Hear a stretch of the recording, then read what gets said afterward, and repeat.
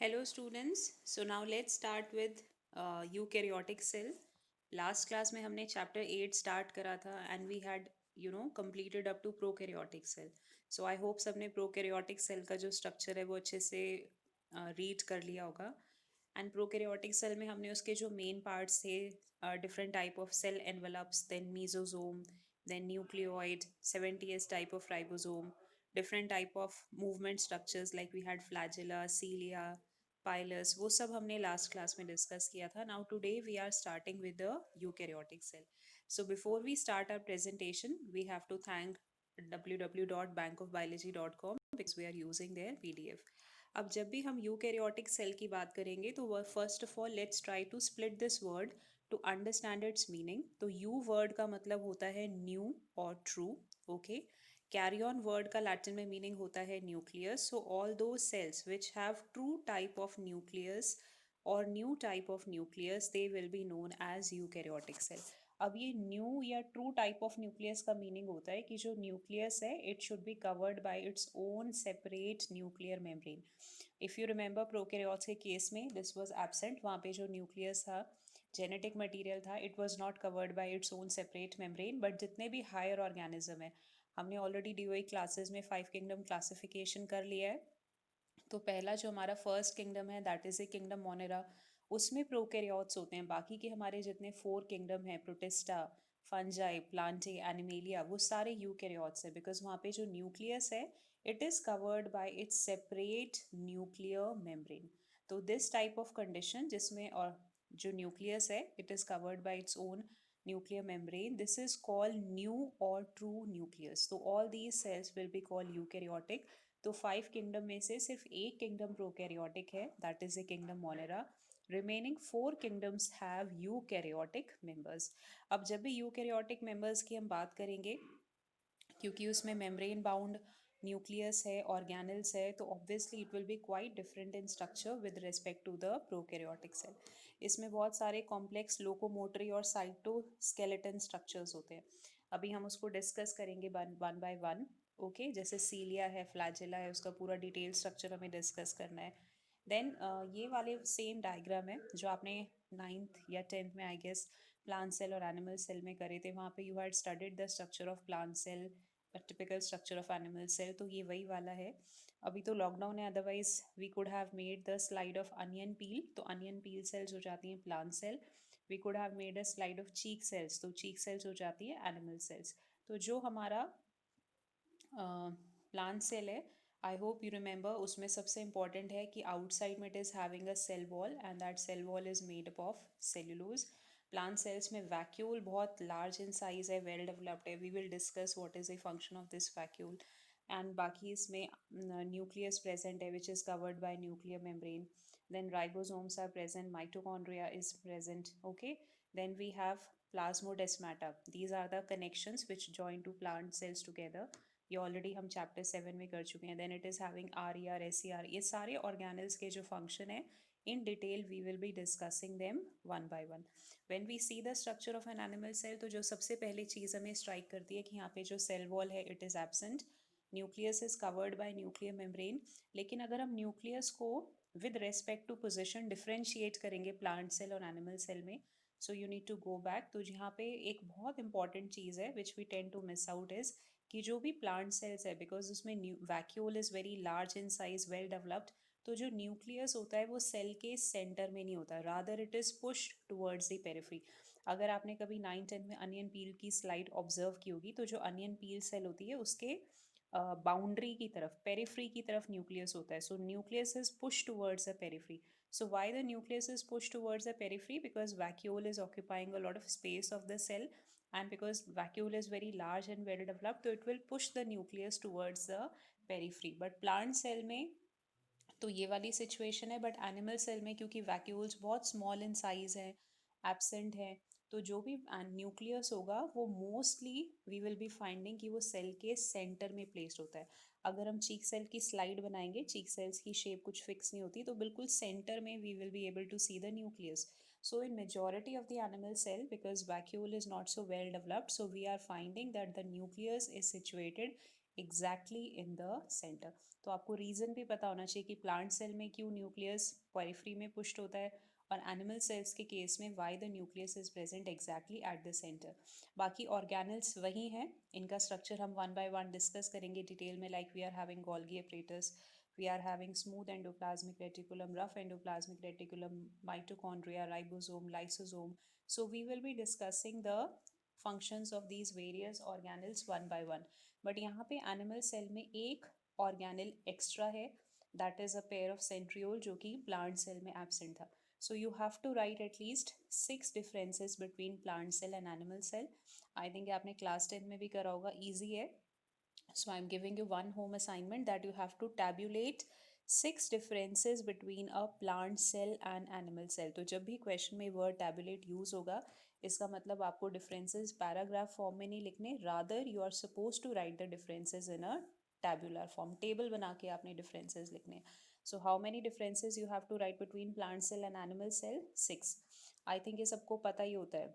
आपके टिप्स पर होंगे वो 6 डिफरेंस. जैसे कि अगर हम प्लांट सेल में देख रहे हैं तो वहाँ पे सेल वॉल प्रेजेंट है, एनिमल सेल में सेल वॉल एब्सेंट है, एनिमल सेल में सेंट्रियोल प्रेजेंट है, प्लांट सेल में सेंट्रियोल जो है वो एब्सेंट है.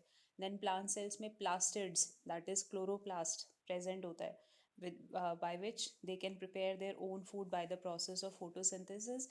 एनिमल सेल के केस में जो क्लोरोप्लास्ट है, प्लास्टिड है, वो एब्सेंट है. Then we have to discuss about other differences. तो जितने भी एनिमल्स हैं मोस्टली वो मोबाइल हैं, मोटाइल हैं, means they can move from one place to another. तो एनिमल सेल्स के अंदर number of mitochondria will be much more than number of mitochondria which are present in a plant cell, because हमें पता है plants जो होते हैं वो सेसाइल होते हैं, means plants can't move from one place to another. तो जो ऑर्गेनिज्म सेसाइल है उसको एनर्जी भी कम चाहिए. I hope you remember the common name of the mitochondria, that is the power house of the cell. तो जो आपका माइटोकॉन्ड्रिया है, जो ऑर्गेनिज्म मोबाइल होगा उसमें नंबर ऑफ माइटोकॉन्ड्रिया ज़्यादा होगा. जो ऑर्गेनिज्म सेसाइल है, means which can not move from one place to another, obviously उसमें नंबर ऑफ माइटोकॉन्ड्रिया जो है कंपैरेटिवली कम होगा. देन प्लांट्स जो होते हैं वो majority of vitamins, nutrients they can prepare on their own, but animal cell is not capable of doing that and they are dependent upon plants for obtaining them. तो ऐसे आप बहुत सारे आपको differences मिल जाएंगे. So write at least 6 differences between a plant cell and an animal cell, और ये दोनों diagrams आपको अच्छे से learn करना है. Then we have to discuss the structure of the cell membrane, which is also called the plasma membrane of the cell. तो I hope you remember कि हमने चैप्टर के स्टार्टिंग में ही ऑर्गेनल्स को 3 कैटेगरीज में डिवाइड किया था, depending upon how many number of plasma membranes they are covered with. कुछ ऐसे ऑर्गेनल्स थे जिनके अराउंड मेम्ब्रेन एब्सेंट थी, जिसको कि हमने जीरो मेम्ब्रेन या मेम्ब्रेनलेस ऑर्गेनल्स बोला था. कुछ ऑर्गेनल्स ऐसे थे which were covered by a single layer of plasma membrane. some organelles were there which were covered by 2 layer of plasma membrane. तो normally भी अगर हम एक सेल देखते हैं तो सेल के बाहर प्लाज्मा मेम्ब्रेन प्रेजेंट होता है. So now we have to discuss the structure of this plasma membrane. तो whenever we are talking about plasma membrane, this diagram is given in your NCERT, so you have to mark this diagram important and you have to learn this diagram thoroughly with all the labelings.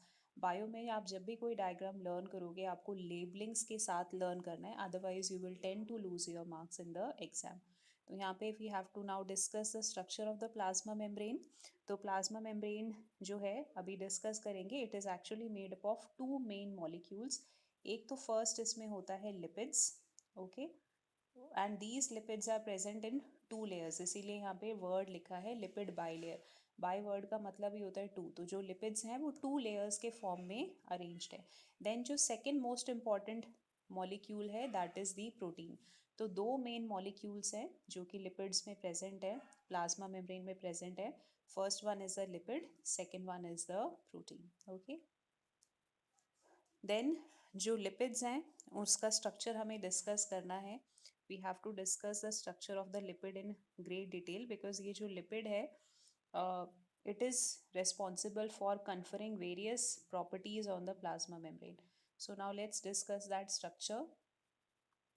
Just give me 1 minute. Okay, so now let's discuss the structure of the lipid. तो अगर आप एक single lipid molecule को देख रहे हो जो कि प्लाज्मा मेम्ब्रेन में प्रेजेंट है, because this lipid is containing phosphate also, ये भी हम चैप्टर 9 बायोमोलिक्यूल्स में पढ़ेंगे कि कुछ लिपिड्स के स्पेशल कैटेगरी होती है जहाँ पे लिपिड्स में फॉस्फेट प्रेजेंट होता है. So these lipids are called phospholipids. So these lipids which are containing phosphate, they are called phospholipids, and these lipids are present in the plasma membrane. अब ये जो lipid है इसमें टू मेन पार्ट्स हैं. First ये जो ऐसे circular या ग्लोबुलर पार्ट है, दिस इज द हेड, और ये वाला जो नीचे वाला पार्ट है, this is the tail. So they are having two main parts, head as well as tail. अब ये जो हेड है, this head has a property कि ये वाटर को लाइक करता है. ओके, वाटर को जब कोई मॉलिक्यूल लाइक करता है तो उसके लिए हम टर्म यूज़ करते हैं hydrophilic. Okay, hydrophilic, hydro word stands for water, phili means it has affinity और लव फॉर वाटर. तो जो टेल है, it likes the water, it loves the water, so we are saying it is having hydrophilic property. और ये जो tail है, it is having hydrophobic property. Phobia word का तो आपको मतलब पता है ना, phobia means fear, hydro means water, यानी इसको पानी से डर लगता है, it is scared of water, it is feared of water. So that part which does not like water will be tail. तो जो इसका मॉलिक्यूल है उसके दो मेन पार्ट्स हैं, हेड एंड टेल, और दोनों की property with respect to water जो है वो डिफरेंट है. हेड जो है वो वाटर को अट्रैक्ट करता है या लाइक करता है, टेल जो है वो वाटर को रिपेल करती है, means tail doesn't like the water.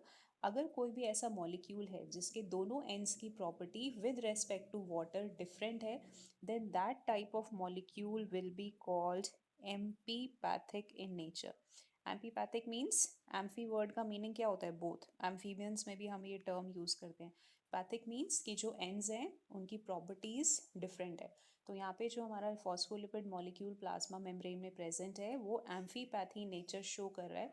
उसकी जो हेड है, टेल है, दोनों की जो प्रॉपर्टीज हैं वो डिफरेंट है. Okay, now let us understand the meaning of the term bilayer. एक हमने सिंगल लिपिड मॉलिक्यूल का स्ट्रक्चर डिस्कस कर लिया. तो ये एक लिपिड मॉलिक्यूल हो गया, ये एक लिपिड मॉलिक्यूल हो गया. Okay, so they are present like this. So एक लेयर लिपिड्स की ऊपर है, एक लेयर लिपिड्स की नीचे है, टू लेयर्स के फॉर्म में प्रेजेंट है. So that is why this arrangement of the lipid molecule will be known as bilayer. Bi means two, layers मतलब ऐसे दो लेयर्स के फॉर्म में जो फॉस्फोलिपिड्स हैं वो प्रेजेंट है. So I hope you have understood this point. Now let's see the diagram. तो यहाँ पे you can see this is one lipid molecule, this is the other. तो जो भी आपके दो लेयर्स हैं उसमें हेड्स हमेशा बाहर की साइड होंगे और टेल्स जो होती हैं वो बीच में, in between they are present. So heads are present on both the sides, tails are present in between, because जो हेड्स होते हैं they have water loving capacity, और जो टेल्स हैं they have hydrophobic property. Now let's discuss about the proteins. अब proteins के बारे में डिस्कस कर लेते हैं कि किस टाइप के प्रोटीन्स जो हैं वो प्लाज्मा मेम्ब्रेन में प्रेजेंट है. सो प्रोटीन्स भी टू टाइप्स के प्रेजेंट हो सकते हैं. वन इज कॉल्ड इंटीग्रल और tunnel protein, second one is called peripheral और एक्सट्रिंसिक प्रोटीन. अब ये जो प्रोटीन है जिसको हम बोल रहे हैं इंटीग्रल या टनल प्रोटीन, टनल आपको पता है ना, जैसे अभी आपने देखा होगा अटल टनल लद्दाख में बनी है, इनॉग्रेट हुई है. तो टनल क्या होता है, माउंटेन्स के बीच में अंदर ही अंदर पूरा नेटवर्क मतलब कनेक्ट कर रहा है दो प्लेसेस को. तो ऐसे प्रोटीन्स जो कि लार्ज इन साइज हैं, जो कि फॉस्फोलिपिड बाइलेयर के दोनों एंड्स पर ओपन हो रहे हैं. One and is opening on one side of the phospholipid bilayer, the other end is opening on the other end of the phospholipid bilayer. So these proteins which are very large, जो कि layer के दोनों side पर open होते हैं, these proteins will be called integral और tunnel protein, and they have a very important role to play, जो कि अभी हम नेक्स्ट फ्यू स्लाइड्स में डिस्कस करेंगे. उसके बाद जो सेकेंड टाइप के प्रोटीन है, you can see here, let's focus on this protein and this protein. तो ये जो प्रोटीन्स हैं दे आर कॉल्ड पेरिफेरल और एक्सट्रिंसिक प्रोटीन. एक्सट्रिंसिक मतलब जो कि आउटर साइड्स पर प्रेजेंट है, या तो प्लाज्मा मेम्ब्रेन की जो इनर साइड है वहाँ पे प्रेजेंट है, मतलब एक ही साइड पे प्रेजेंट होंगे, उनका साइज इतना लार्ज नहीं है कि वो दोनों साइड्स पे प्लाज्मा मेम्ब्रेन के प्रेजेंट हो. Either they are present on the outer surface of the plasma membrane or they are present on the inner surface of the plasma membrane. So these type of proteins which are small, जो कि एक ही side पे present होते हैं, they are called extrinsic और peripheral protein. Periphery word का मतलब ही होता है जो कि आउटसाइड में प्रेजेंट है, किसी एक ही साइड पर प्रेजेंट होगा, स्मॉल साइज प्रोटीन है। नाउ यू कैन सी कि यहाँ पे, now focus on this part, यहाँ पे लिखा है ग्लाइकोप्रोटीन। आपने छोटी क्लासेस में पढ़ा होगा कि जो सेल्स होती हैं उनके ऊपर रिसेप्टर्स होते हैं। Every cell has a set of receptor, जिससे कि वो बहुत सारे मॉलिक्यूल्स के साथ बाइंड करके जो भी आउटर वर्ल्ड की इंफॉर्मेशन है वो सेल के अंदर उसको वो सप्लाई कर सकता है। नाउ अब टेक्निकली अब हम उसको थोड़ा और डिटेल में पढ़ेंगे कि what exactly these receptors are made up of. तो ये जो रिसेप्टर्स हैं बच्चे, ये either they can be glycoprotein in nature. अब देखो वर्ड को स्प्लिट करके समझेंगे सो दैट उसका मीनिंग हमें क्लियर हो जाए। ग्लाइको वर्ड मीन्स ग्लाइकोजन, जो कि कार्बोहाइड्रेट्स या पॉलीसैकेराइड्स को रेफर कर रहा है। प्रोटीन तो आपको पता ही है, it's a type of molecule. तो जो कार्बोहाइड्रेट्स हैं या पॉलीसैकेराइड्स हैं वो और प्रोटीन्स जब मिक्स हो जाएंगे, मीन्स ये जो हमारी प्रोटीन मॉलिक्यूल था इसके ऊपर ये शुगर या कार्बोहाइड्रेट अटैच हो गया, तो जब प्रोटीन तो ये ऑलरेडी था, उसके ऊपर शुगर अटैच हो गया, तो ये जो पूरा स्ट्रक्चर बनेगा, now this will start acting as a receptor. तो जो रिसेप्टर्स होते हैं, some of the receptors can be glycoprotein in nature. Glycoprotein in nature means they are made by the joining of protein as well as the sugar और carbohydrates. कुछ proteins ऐसे होते हैं, कुछ रिसेप्टर्स ऐसे होते हैं जो कि ग्लाइकोलिपिड्स के भी बने हो सकते हैं। ठीक है, ग्लाइकोलिपिड्स का मतलब है कि जिसमें कार्बोहाइड्रेट्स और लिपिड्स आपस में जुड़े हुए हैं। ठीक है, तो वो भी आप देखना आपकी एनसीईआरटी बुक में जो डायग्राम है। Let's take this. अच्छा, इसमें नहीं शो करा हुआ है, कोई बात नहीं। लेकिन मोस्टली जो आपके रिसेप्टर्स होते हैं ग्लाइकोप्रोटीन होते हैं, बट कुछ ग्लाइकोलिपिड्स भी होते हैं, मीन्स इसमें लिपिड्स और शुगर आपस में ज्वाइन हो जाएगा। तो अगर ये जो हमारा लिपिड्स है इसके ऊपर कोई कार्बोहाइड्रेट ऐसे अटैच हो गया या कोई शुगर मॉलिक्यूल अटैच हो गया, तो ये भी कुछ केसेस में रिसेप्टर्स के जैसे एक्ट कर सकता है, तो जिसको हम कहते हैं रिसेप्टर। अब हमें उसका और डिटेल में स्टडी करना है कि what exactly these receptors are made up of. So either they can be glycoprotein in nature or they could be glycolipids. Glycolipids मतलब which are made by the joining of sugar, that is carbohydrate, with the lipids. Okay, now ये हमारा जो है वो एक lipid molecule का structure है जो कि प्लाज्मा मेम्ब्रेन में प्रेजेंट है। अब आप, आई थिंक आपने क्लास 9th या 10th में एक कंसेप्ट पढ़ा था, बहुत बेसिक कंसेप्ट है जो इससे काफ़ी हद तक रिलेटेड है, एंड दैट कंसेप्ट वाज कि आपने वहाँ पे क्लेंजिंग एक्शन ऑफ सोप पढ़ा था ना आप सब लोगों ने, क्लेंजिंग एक्शन ऑफ सोप कि जो सोप के मॉलिक्यूल्स होते हैं उसका स्ट्रक्चर अगर आपको याद हो वो बिल्कुल ऐसा ही होता है, उसमें भी एक हेड होता है, एक टेल होता है। और जो सोप मॉलिक्यूल में लिपिड्स है, क्योंकि वो भी एक टाइप का लिपिड ही होता है, उसमें भी दोनों वो सेम प्रॉपर्टी शो करता है कि जो हेड है वो वाटर लविंग है, जो टेल है वो वाटर रिपेलिंग है। तो जब भी स्टोप्स को कोई भी ऑयल या डर्ट पार्टिकल क्लेंस करना होता है तो उसके आसपास ऐसे बहुत सारे ये जो लिपिड्स मॉलिक्यूल हैं ये कलेक्ट हो जाते हैं and they form a circular structure which is called micelle. तो आप ये रिकॉल करो, ये आपने क्लास 10 में पढ़ा था, वहाँ पे आपने क्लेंजिंग एक्शन ऑफ सोप में पढ़ा है कि जितने भी लिपिड मॉलिक्यूल्स हैं वो बिल्कुल सेम वही प्रॉपर्टी शो कर रहे हैं जो हमारे प्लाज्मा मेम्ब्रेन के लिपिड्स हैं, बस यहाँ पे इतना डिफरेंस है कि ये जो लिपिड्स हैं they are containing phosphate in them, so that is why we are calling them phospholipid, but property बिल्कुल एग्जैक्टली वही सेम है। अब मैं आपसे एक क्वेश्चन पूछूंगी and you have to try to find out the answer and you will tell me the answer in the next class। कभी आप सोच के देखो कि जो ह्यूमन बॉडी है उसमें ये जो लिपिड्स हैं ये ऐसे बाइलेयर के फॉर्म में ही क्यों अरेंज्ड होते हैं। जैसे क्लेंजिंग एक्शन ऑफ सोप में वो एक सर्कल या माइसील बनाते हैं, हमारी बॉडी में ऐसे माइसील के फॉर्म में क्यों नहीं एग्जिस्ट करते। Why they are present in the form of a lipid और bilayer, what is form forcing these lipids to acquire this shape of a bilayer. जैसे सोप में वो माइसील बनाते हैं, ऐसे हमारे ह्यूमन बॉडी में क्यों नहीं माइसील बना लेते, क्या उनको फोर्स कर रहा है कि वो ऐसे बाइलेयर बनाते हैं। So this is a very interesting question, थोड़ा केमिस्ट्री से रिलेटेड ज़रूर है, but if you will try to find out the answer then you will definitely understand the concept. और इसमें मैं आपको एक हिंट दे देती हूँ कि जो ह्यूमन बॉडी है it is made up of 70% water. तो ये जो ह्यूमन बॉडी में 70% वाटर है इसका कुछ ना कुछ कनेक्शन है, तभी ये जो लिपिड्स हैं ये ऐसे बाइलेयर फॉर्म करते हैं। So try to find out the answer, bio chemistry दोनों मिक्स हो जाएगा and definitely you will enjoy the concept और आपको बहुत अच्छे से समझ भी आएगा। So now let's discuss the structure of the plasma membrane. कि ये जो प्लाज्मा मेम्ब्रेन है इसका जो मॉडल है that was given by two scientist Singer and Nicolson in 1972।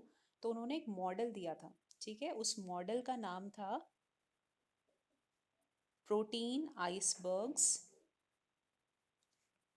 in a sea of lipids. In a sea of lipids. Protein icebergs in a sea of lipids का मतलब है कि लिपिड्स का पूरा ओशन है और उसमें जो प्रोटीन्स हैं, जैसे ओशन के अंदर आइसबर्ग, बड़े बड़े जो ग्लेशियर्स होते हैं वो मूव करते रहते हैं, ऐसे लिपिड्स का पूरा ओशन है और उसके अंदर जो प्रोटीन्स है वो आइसबर्ग्स की तरह फ्लोट कर रहे हैं। ऐसा उन्होंने एक मॉडल दिया था और इस मॉडल में उन्होंने ये कहा था कि ये जो प्लाज्मा मेम्ब्रेन है it is fluid in nature. Fluid मतलब ये बहुत ज़्यादा रिजिड नहीं है, बहुत ज़्यादा हार्ड नहीं है, फ्लेक्सिबल है। Plasma membrane is flexible. So ये जो पॉसिबल होगा ये तभी होगा कि जब जो लिपिड्स हैं वो ऐसे बाइलेयर के फॉर्म में अरेंज्ड हैं और जो प्रोटीन्स हैं some of them could be integral, some of them could be peripheral. कुछ उसके साथ अगर प्रोटीन के साथ वगैरह जुड़ जाएंगे तो वो रिसेप्टर्स की तरह एक्ट करेंगे। तो जितना हमने डिस्कस किया है ये सारी इन्फॉर्मेशन उन्होंने ही दी थी and this model is known as Singer and Nicolson model. अब ये जो प्लाज्मा मेम्ब्रेन है ये फ्लूइड क्यों होती है, इसका रीज़न हमें पीछे जाके स्लाइड में देखना पड़ेगा। जो प्लाज्मा मेम्ब्रेन है फ्लूइड का मतलब है either it can stretch, it can contract. तो ये तभी पॉसिबल है जब प्लाज्मा मेम्ब्रेन फ्लूइडिटी शो करेगी एंड दैट इज़ बिकॉज ये जो लिपिड्स हैं ये अपनी पोजीशन एक्सचेंज कर सकते हैं। हो सकता है ये वाला लिपिड इसके साथ, लेयर नहीं चेंज हो रही, एक ही लेयर में ये वाला लिपिड इसके साथ एक्सचेंज कर ले। तो सिंगल लेयर में भी लिपिड्स जो होते हैं वो अपनी पोजीशन एक्सचेंज कर सकते हैं। कई बार वो अक्रॉस द लेयर भी अपनी पोजीशन चेंज कर सकते हैं। ये जो ऊपर वाली लेयर का लिपिड है और जो नीचे वाला सेम पोजीशन में लिपिड है वो अपनी पोजीशन एक्सचेंज कर लेंगे। ऊपर वाला नीचे आ जाएगा, नीचे वाला ऊपर चला जाएगा। तो वो बोथ द बाई लेयर्स में भी जो लिपिड्स हैं वो अपनी पोजीशन एक्सचेंज कर सकते हैं। तो दिस बेनिफिट कि वो सेम लेयर में भी पोजीशन एक्सचेंज कर सकते हैं, ऑपोजिट लेयर्स में भी पोजीशन एक्सचेंज कर सकते हैं। तो इसका बेनिफिट ये होता है कि जो प्लाज्मा मेम्ब्रेन है it's not a rigid structure, it is a very fluid structure. तो इसीलिए इस मॉडल का जो नेम था इसको क्लासी फ्लूइड भी कहा जाता है। मीन्स कि जो प्लाज्मा मेम्ब्रेन है it is showing lot of fluidity. अब आप रिकॉल करो, आपने छोटी क्लासेस में पढ़ा था कि जो अमीबा है when it captures the food it forms a cup like structure जिसको हम स्यूडोपोडिया बोलते हैं। उसके बाद वो फूड वैक्यूल बनाता है। तो ये जो फूड वैक्यूल बनता है ये तभी बनेगा जब small part of plasma membrane pinch of हो जाएगा और फूड को चारों तरफ से इनक्लोज कर लेगा। तो जिस पार्ट से प्लाज्मा मेम्ब्रेन का पार्ट कट के फूड वैक्यूल बनाने में यूज़ हो गया, अगर ये प्लाज्मा मेम्ब्रेन अपने आप को स्ट्रेच नहीं कर पाएगी तो ऑर्गेनिज्म कभी फूड वैक्यूल बना ही नहीं पाएगा। That is all possible because जो प्लाज्मा मेम्ब्रेन है वो स्ट्रेच भी हो सकती है। अगर कहीं से उसका कोई पार्ट डिटैच हो गया तो वहाँ से वो अपने आप को रीसील भी कर सकती है। So all these properties arise because जो फ्लूइड्स हैं they can change their position, they can stretch. जैसे आपका रबर बैंड होता है स्ट्रेच कर सकता है, सेम वे में they can show certain amount of elasticity. Okay,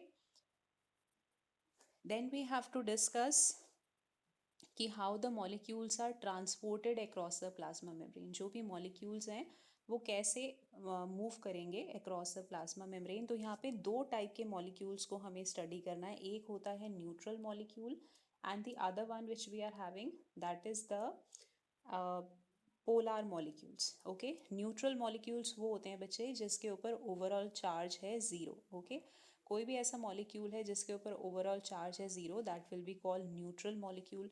polar molecules होते हैं जिनके ऊपर चार्जेस प्रेजेंट है।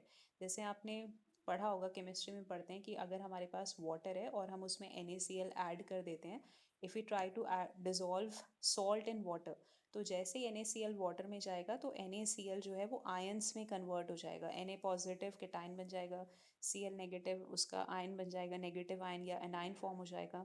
तो कोई भी मॉलिक्यूल जिसके ऊपर ऐसे बहुत अच्छे से चार्जेस प्रेजेंट है, पॉजिटिव या नेगेटिव चार्जेस प्रेजेंट है, that type of molecule will be called polar molecule.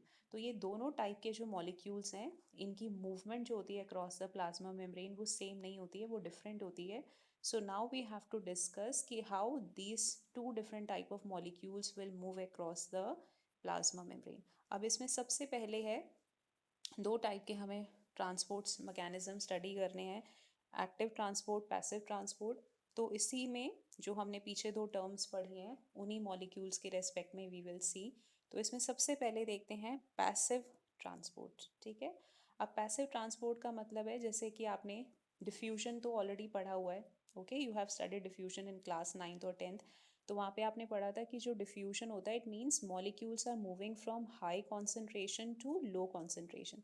जैसे बड़ा सिंपल सा डेली लाइफ से एग्जांपल लेते हैं, आपकी मदर हैं वो किचन में हलवा बनाती हैं, तो जो हलवे की स्मेल होती है वो पूरे धीरे धीरे पूरे आपके घर के बाकी रूम्स में भी स्प्रेड हो जाती है, because the place where she is cooking this, वहाँ पे उन मॉलिक्यूल्स की जो अरोमा के लिए मॉलिक्यूल्स रिस्पॉन्सिबल हैं, स्मेल के लिए रिस्पॉन्सिबल है, उनकी कॉन्सेंट्रेशन बहुत हाई है and along with the air they will be spreading in all the direction. So वहाँ पे भी जो प्रोसेस हो रहा है दैट इज़ डिफ्यूजन। सिमिलरली अगर आप घर में इसेंस स्टिक जलाते हो, धूप बत्ती है, अगरबत्ती है, कोई भी इसेंस स्टिक आप बर्न करते हो, तो जहाँ पे आपने इसेंस स्टिक बर्न की है वहाँ पे जो मॉलिक्यूल्स स्मेल के लिए अरोमा के लिए रिस्पॉन्सिबल है उसकी कॉन्सेंट्रेशन हाई है, and with in few minutes आपको घर के बाकी कॉर्नर्स में भी सेंसटिक की जो स्मेल है वो आप डिटेक्ट कर पाओगे, बिकॉज उस केस में भी जो मॉलिक्यूल्स हैं वो हाई से लो कॉन्सेंट्रेशन में मूव कर रहे हैं। So this type of process जिसमें मॉलिक्यूल्स हाई से लो कॉन्सेंट्रेशन में मूव कर रहे हैं, this is called simple diffusion. ठीक है, तो जितने भी न्यूट्रल मॉलिक्यूल्स हैं, ये भी आपका एक होम असाइनमेंट है कि आप मेरे को कल नेक्स्ट क्लास में कुछ न्यूट्रल मॉलिक्यूल्स के एग्जांपल्स बताओगे। Neutral molecules means which are having overall zero charge. ठीक है, जिस भी मॉलिक्यूल का ओवरऑल ज़ीरो चार्ज है वो प्लाज्मा मेम्ब्रेन को डायरेक्टली ऐसे क्रॉस कर जाएगा अगर वो मॉलिक्यूल रिक्वायर्ड है, क्योंकि जो प्लाज्मा मेम्ब्रेन होती है it's like a selective barrier, वो पहले चेक करती है the molecule which is required by the cell, only that molecule will be able to enter, कोई unwanted molecule enter नहीं कर पाएगा। So let's say we have a neutral molecule जो cell को required है, सेल के बाहर उसकी concentration हाई है, सेल के अंदर molecule की concentration लेस है, so this molecule will simply move across the plasma membrane along the concentration gradient। आपकी एनसीईआरटी में ये टर्म यूज़ की है कॉन्सेंट्रेशन ग्रेडियंट। कॉन्सेंट्रेशन ग्रेडियंट का मतलब ही होता है that the molecule is moving from high to low concentration. So this type of transport will be known as simple diffusion. और ये जो सिंपल डिफ्यूजन है this is a type of, इसको यहाँ पे रब करना पड़ेगा, ये जो सिंपल डिफ्यूजन है this is a type of passive transport. Now let's see the other case. अगर कोई हमारे पास पोलार मॉलिक्यूल है, polar molecule means let's say कि Na पॉजिटिव आयन या Cl नेगेटिव आयन है। अब ये जो मॉलिक्यूल्स हैं ये सिंपल डिफ्यूजन से मूव नहीं कर सकते। इसका पहले हमें रीज़न भी समझना पड़ेगा कि ऐसा होता क्यों है। एक्चुअली जो आप इसको ऐसे ड्रॉ करके देखो कि ये जो Na पॉजिटिव आयन है, ठीक है, अब ये जो वाटर मॉलिक्यूल है इसका स्ट्रक्चर ऐसे होता है, आपने केमिस्ट्री में पढ़ा होगा। Oxygen is slightly more electronegative than hydrogen, तो वो इलेक्ट्रॉन्स को अपनी तरफ अट्रैक्ट करेगी, तो ऑक्सीजन पे चार्ज हो जाता है नेगेटिव, और वाटर पे जो चार्ज हो जाता है पार्शियली पॉजिटिव है। अब ये जो NaCl है, पहले let's take the example of Na positive, वो जो वाटर का ऑक्सीजन है, बिकॉज आपको पता है ऑपोजिट चार्जेस अट्रैक्ट करते हैं, तो वाटर के ऑक्सीजन को अपनी तरफ अट्रैक्ट करेगा। So as a result of which ये जो NaCl है ये बहुत सारे वाटर मॉलिक्यूल से सराउंड हो जाएगा। ऑक्सीजन सोडियम के पास आ जाएगी, हाइड्रोजन जो है वो थोड़ा सा सोडियम से दूर होंगे। Okay, so like in this way, यहाँ पे तो मैंने चार शो करे हैं, ऐसे बहुत सारे मॉलिक्यूल्स को, वाटर मॉलिक्यूल्स को जो Na पॉजिटिव आयन है वो अपनी तरफ अट्रैक्ट कर लेगा। Similarly let's see the case of chlorine. Chlorine पे चार्ज होता है नेगेटिव, तो वो हाइड्रोजन मॉलिक्यूल्स को, वाटर के जो हाइड्रोजन मॉलिक्यूल्स हैं उनको अपनी तरफ अट्रैक्ट कर लेगा। ओके, ऑक्सीजन दूर चली जाएगी, ऐसे बहुत सारे उसने हाइड्रोजन के थ्रू बहुत सारे वाटर मॉलिक्यूल्स को अपनी तरफ अट्रैक्ट कर लिया। तो जो भी पोलर मॉलिक्यूल है, जैसे यहाँ पे we have taken the example of Na positive Cl negative ion, तो वो वाटर मॉलिक्यूल्स को अपनी तरफ अट्रैक्ट करते हैं।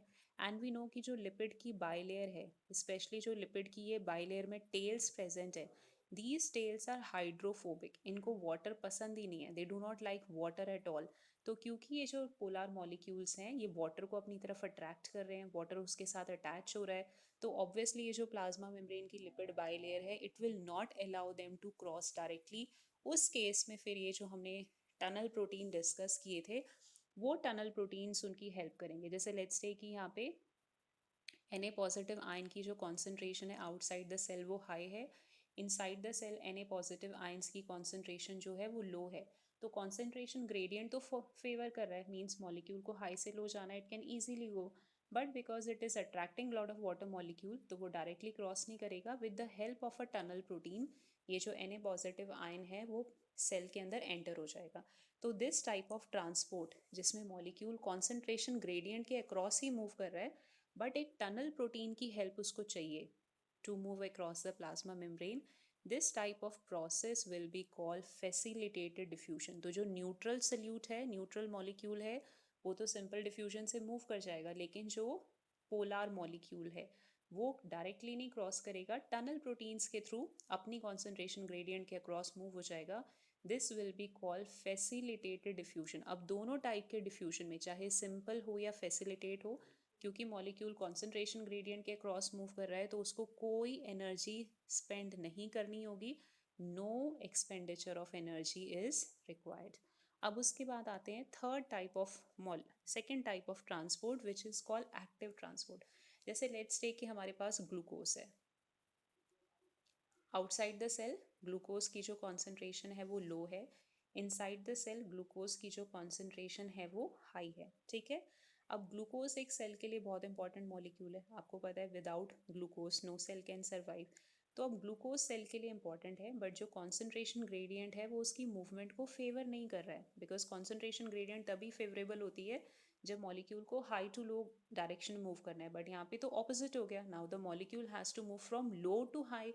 तो in that case direction favour नहीं कर रही है, लेकिन ये फिर भी सेल के अंदर जाना चाहता है, because it's a very important molecule. Cell still wants to absorb it. So now this molecule will be absorbed with the help of energy. ATP जो होता है, जिसको हम energy currency of the cell कहते हैं, दैट इज एडेनोसिन ट्राइफॉस्फेट. ये chapter 9 में हम डिटेल में करेंगे. वो ब्रेक हो जाता है into ADP and inorganic phosphate. Lot of energy will be released, and with the help of that energy now the molecule will be absorbed against the concentration gradient also. So this type of transport will be known as active transport.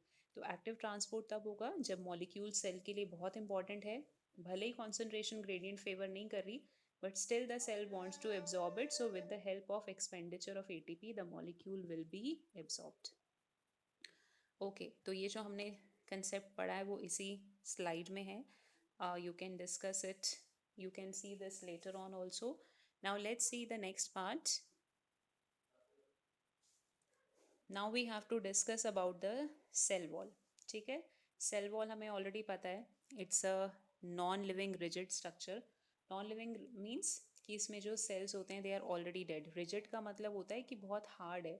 Cell wall कभी भी कोई flexibility show नहीं करता. जैसे plasma membrane तो flexibility show कर सकता है, स्ट्रेच कर सकता है, रीसील कर सकता है, बट जो सेल वॉल है it's very rigid structure. Means कि वो अपने आप को स्ट्रेच भी नहीं कर सकता, डैमेज हो गया तो अपने आप को हील अप भी नहीं कर पाएगा. सो it's a non living rigid structure, जो कि अगर हम 5 किंगडम्स देखें तो कुछ कुछ किंगडम्स में प्रेजेंट होती है. जैसे बैक्टीरिया है, वहाँ पे सेल वॉल जो होती है आपने ऑलरेडी पढ़ लिया है चैप्टर 2 में डीओई क्लासेस में, that it is made up of peptidoglycan और म्यूरिन. प्लांट्स, अगर हम उसके बाद किंगडम प्रोटिस्टा की बात करेंगे तो किंगडम प्रोटिस्टा में सिर्फ कुछ मेंबर्स होते हैं, जैसे यूग्लिना वगैरह है, वहाँ पे जो आउटर लेयर है it is made up of a protein call pellicle. बाकी मेंबर्स में तो एब्सेंट होती है सेल वॉल. उसके बाद let's talk about kingdom fungi. वहाँ पे जो सेल वॉल है it is made up of chitin. Okay, it is a type of complex sugar. ये हम चैप्टर 9 में अभी डिस्कस करेंगे. देन जो आपका किंगडम प्लांट्स है वहाँ पे सेल वॉल जो है it is mainly made up of cellulose.